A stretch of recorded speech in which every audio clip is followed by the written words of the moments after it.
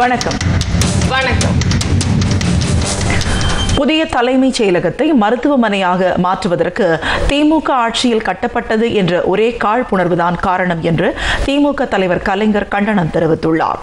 தமிழக மக்களின் வரிப்பணம் எந்த அளவுக்கு விரயமாகிறது என்பதற்கு இதைவிட வேறு உதாரணம் தேவையில்லை என்றும் கலைஞர் கூறியுள்ளார். புதிய தலைமை செயலகம் குறித்து நீதிமன்றங்களின் முடிவு வெளிவந்துள்ள நிலையில் திமுக தலைவர் கலைஞர் தனிப்பட்ட காழ்ப்பும் தலைமை செயலக மாற்றமும் என்ற தலைப்பில் கருத்து தெரிவித்துள்ளார். அதில் கடந்த 1983 ஆண்டு முதலே தமிழக தலைமை செயலகத்திற்கு புதிய கட்டிடம் கட்டுவதற்கு இடம் தேடப்பட்டதை குறிப்பிட்டுள்ள அவர், புதிய தலைமை செயலகத்தை திருச்சியில் கட்டுவதற்கு எம்ஜிஆர் நினைத்ததையும் குறிப்பிட்டுள்ளார்.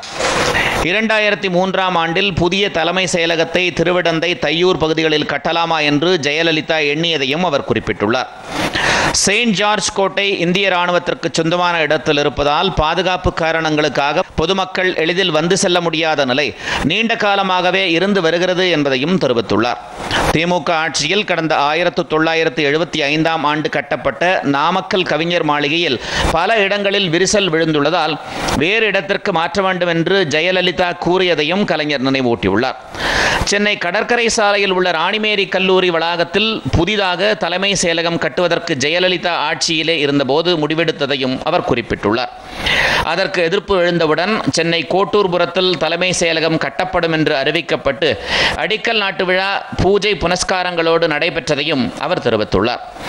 இதையெல்லாம் மனதில் கொண்டுதான் முந்தைய ஆட்சி எடுத்த நடவடிக்கையின் தொடர்ச்சியாக திமுக ஆட்சியில் 2007 ஆண்டு இடம் தேர்வு செய்யப்பட்டு புதிய தலைமை செயலகம் உருவாக்கப்பட்டது என்று கலைஞர் கூறியுள்ளார். 2010 ஆண்டில் 581 கோடி ரூபாய் மதிப்பீட்டில் கட்டப்பட்ட புதிய தலைமை செயலக சட்டப்பேரவை கட்டிடத்தை பிரதமர் மன்மோகன் சிங்கும் காங்கிரஸ் தலைவர் திருமதி சோனியா காந்தியும் கலந்து கொண்டு திறந்து வைத்ததையும் அவர் நினைவு கூர்ந்துள்ளார். இதன் பின்னர் 7 முறை அமைச்சரவை கூட்டங்களும் சட்டப்பேரவை கூட்டத்தொடர்களும் நடைபெற்ற பிறகு 2011 ஆண்டு மே மாதம் ஜெயலலிதா ஆட்சிக்கு வந்தவுடன் தலைமை செயலகத்தை பழைய இடத்திலேயே தொடர்ந்து நடத்துவோம் என்று அறிவித்ததையும் அவர் குறிப்பிட்டுள்ளார். திமுக ஆட்சியில் கட்டியதுதான் காரணம் என்றால் திமுக ஆட்சியிலே எழுப்பப்பட்ட நாமக்கல் கவிஞர் மாளிகையை மட்டும் புனருத்தாரணம் செய்து பயன்படுத்திக் கொள்ளலாமா என்று அவர் வினவியுள்ளார்.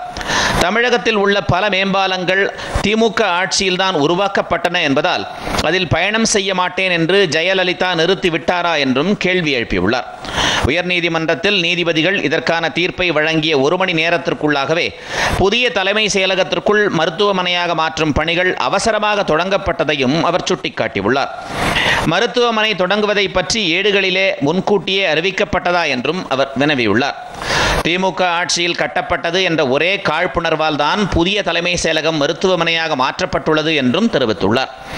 காழ்ப்புணர்ச்சி உண்டாக்கிய பிடிவாதத்தால் கொள்கை முடிவு என்ற பெயரில் தமிழக மக்களின் வரிப்பணம் விரயமாகிறது என்றும் அவர் கண்டனம் தெரிவித்துள்ளார்.